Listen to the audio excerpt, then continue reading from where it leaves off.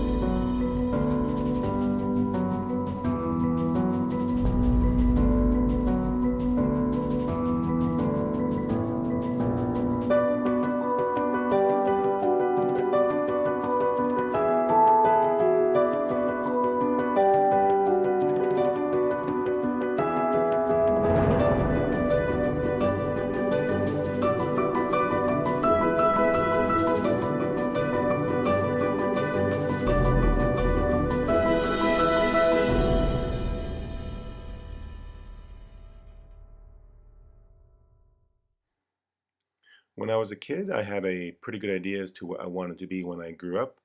Unfortunately for me, there wasn't too many institutions that offered those skills. So I decided to take a self-defense course or a martial art course at the local Kung Fu club down the street.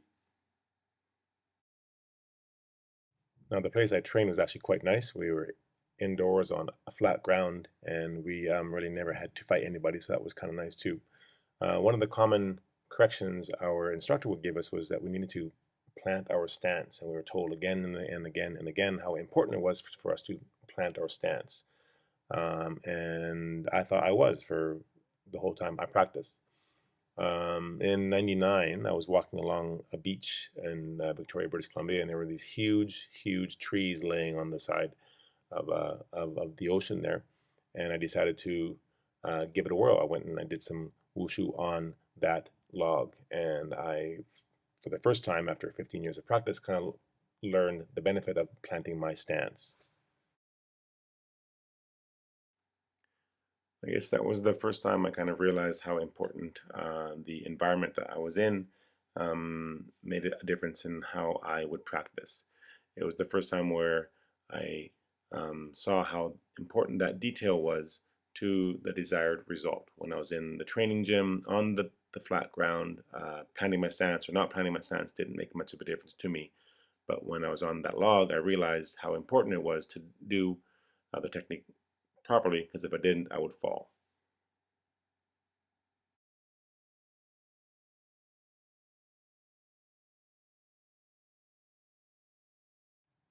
The other day, I was in the dome on morning duty, and one of the grade two students, Catherine Carter, challenged me to a race on the soccer field.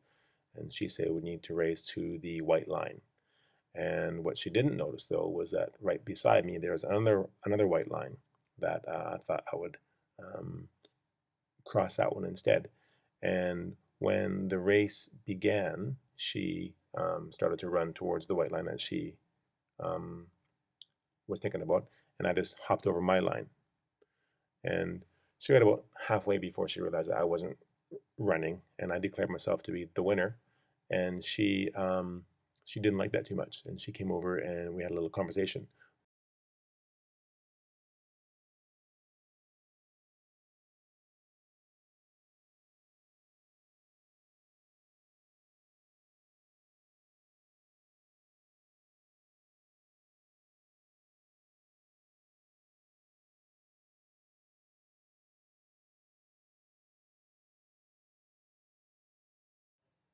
I think what helped motivate Catherine to be so clear on the details that needed to be followed in the race was she knew what the impact or the direct result would be if we followed them, and she knew what the direct impulse or impact or results would be if we didn't follow them.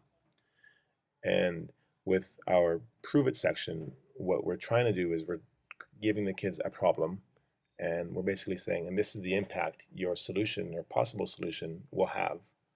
And we're hoping that that motivates the kids in the long run to pay attention to those details. So the first part to the prove it section, we created this mock company called Skyprancer who's interested in buying parachutes, but they're only going to buy the best parachutes. So the kids are set out to build and test two types of parachutes and communicate to the company which one's the best.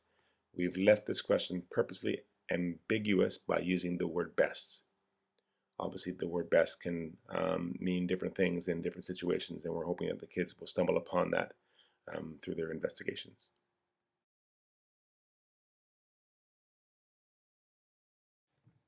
So for the second unit, which is the humid airs, we are a little bit less ambiguous. We make the problem very clear. We say that some people are saying that the air is too dry at ISB. Do we need to do something about it? And the impact that the kids will see, the follow through, is going to be that we're either going to be buying a humidifier for a classroom or we're not. And it seems to be enough to get the kids excited.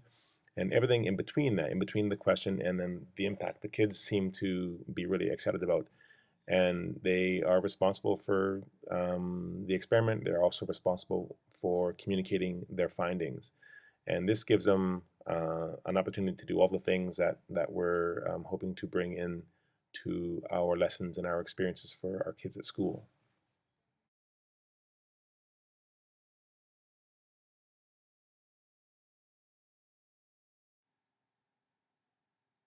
When introducing the section, in almost every class so far, there's been one or two people that have asked, is this for real? Does ISB really want us to investigate if the air is too dry?